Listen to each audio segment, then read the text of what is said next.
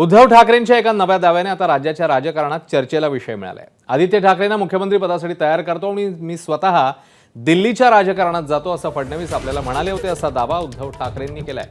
Antop hill भागात झालेल्या सभेत उद्धव ठाकरे यांनी हा खळबळजनक दावा आज केलेला आहे।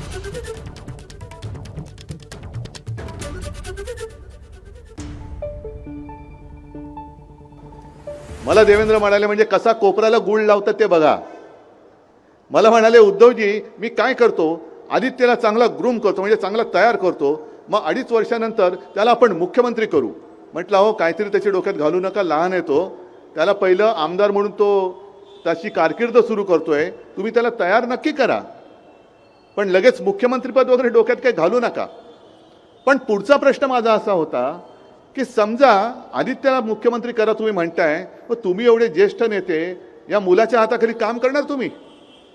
माझा प्रश्न बरोबर होता का चूक? मग तेव्हा ते म्हणाले की नाही काय 2.5 वर्षानंतर मी वरती जाणार। म्हटलं एवढं लवकर? नाही तसं नाही, म्हणजे मी दिल्लीत जाणार। म्हटलं असं सांगा ना नीट, वरती जाणार म्हणजे काय 2.5 वर्षानंतर वरती जाणार? म्हटलं असं नका करू हो। तर नाही वरती जाणार। म्हटलं बरं वर जाऊन काय करणार? काय पाऊस पडणार? नाही नाही, आपल्याला जरा कसं आहे अर्थ खात्यातलं जरा बरं कळतं, म्हणजे यांना अर्थमंत्री व्हायचं होतं। एबीपी माझा, उघडा डोळे बघा नीट।